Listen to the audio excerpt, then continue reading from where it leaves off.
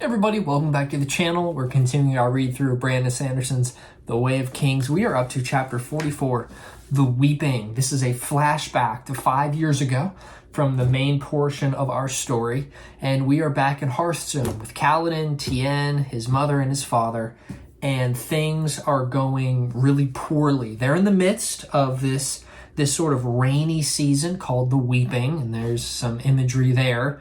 And what happens in the Weeping is not a lot because it's continuously raining. There are no high storms during this season except for once right in the middle of the Weeping. The Weeping lasts for several months. I believe it could be several weeks. I may have misspoken there, but it lasts for a while. And it just sort of is, it's a dreary time where there's not much happening. Then, though usually families get to spend more time together, for Kaladin's family, Roshone has put so much pressure on them that actually his father, Lirin, has had to actually use 2 of the spheres that he's been holding on to. Well, Kaladin begins speaking with his mother and with Tien, and his mother begins to sort of help him understand what's happening. And she reminds him that in 2 months, Kaladin will be old enough to go to Cabranth for his training as a surgeon or whatever he wants, his mother tells him. And he's sort of confused. He's like, yeah, but why is father giving in, using these spheres for things that are going to be marked up anyway? We're not even getting the full value. And Hesina, his mother, really says, like, you are very observant, Kaladin, that we're not getting our money's worth. Why do you think your father, who has gone to fight for this for weeks and weeks and weeks, now is suddenly using them for things that are not nearly the value of them? And Kaladin begins to put it together, and he's thinking like, it's because father wants to appear like we are desperate. And she's like, exactly. So we are so close to you leaving. If we sacrifice 1, 2, or 3 of these spheres, it's not going to matter in the long run. You are going to be gone. You're going to take the rest of the spheres with you, and it'll all be done. So Kaladin sort of smiles and takes a deep breath when his father Lirin comes to where they're at, and he shouts to them that there's a big town meeting happening. One of the most prestigious military figures in High Prince Sadius's princedom, General, they call him Brightlord Amaram, is coming through town. And Brightlord Roshone wants to have an all-village and all-town meeting, and they don't know what for. So they all gather up. Roshone is there. Amaram is obviously there. And who steps out of the wagon but Laryl, obviously, the former betrothed almost, certainly intended to Roshone's deceased son. She steps out of the carriage, and Kaladin about falls over when he notices sewn into her sleeve is a prayer. And of course, in Vorinism, the religion here of Roshar, you either draw on pieces of paper or something that can be burned, a prayer. It's a glyph, it's a ward of some sort. You burn it, and then it ascends to the gods. And so she has a prayer sewn into her shoulder, her dress, her outfit, that will be torn off and burned at a wedding. And this is intending to communicate to everybody that she is engaged for marriage. Well, Kaladin is shocked. Who is going to marry her?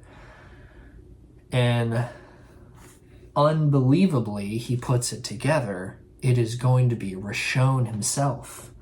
Lirin actually says out loud here that I heard rumors of this. It appears Roshone wasn't willing to part with the connections she offers.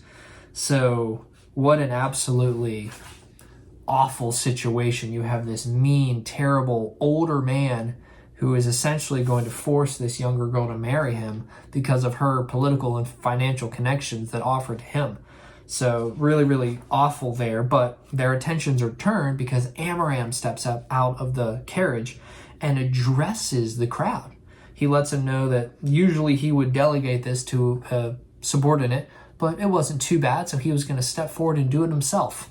And what is he doing? He is asking for volunteers to join the army.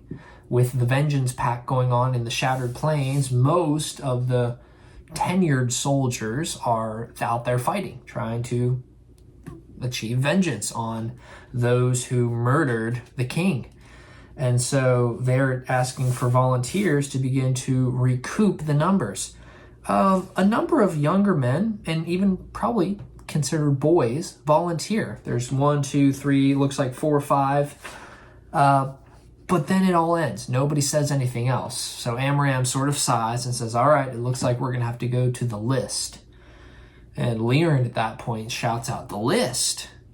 And Roshone hands forth a list of recruits. And it is his job, it's his prerogative to draft people from his town, his village, to service.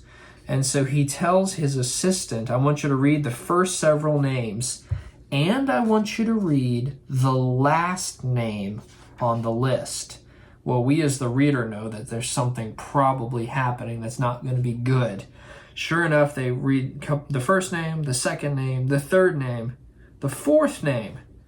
And then the assistant looks up, hesitates, and reads the last name. Tien, son of Lirin.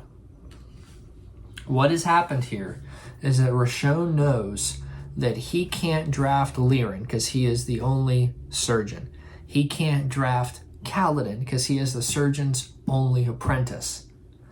But he can draft Tien, who is younger, who is innocent, and certainly one through whom he can really hurt Lirin and Hesina and Kaladin. And Hesina grips Tien. She shouts no. Lirin is shocked. He's upset.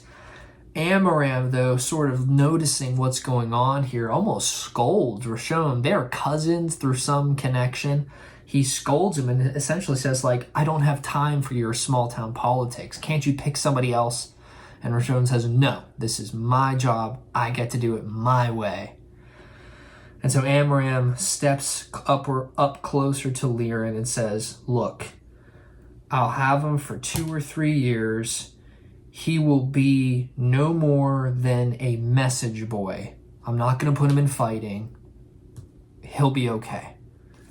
And Lirin sort of is still not happy. He's not pleased, but he sort of calms down and probably would have been able to regain his emotions had not, in the last moment, Kaladin stepped up and said that he volunteered to join the army. Lirin looks back at him. Betrayal, hurt, anger, frustration in his eyes.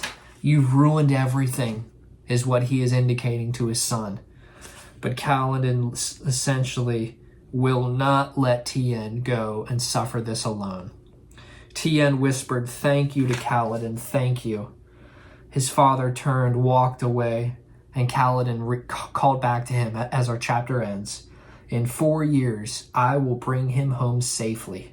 I promise by the storms and the Almighty's 10th name itself, I will bring him back. Well, we know from our story that that's not going to happen, but we don't know the details surrounding it yet. Chapter 44, entitled The Weeping. Certainly a time of year here in Hearthstone, but very indicative of the tenure, the emotions of this chapter. We'll see where things go as we continue on in the story. But thanks so much for watching. Thanks so much for following along. If you're interested, you can like and subscribe to the channel. We'll continue to read through here until we're done with Book 1, The Way of Kings.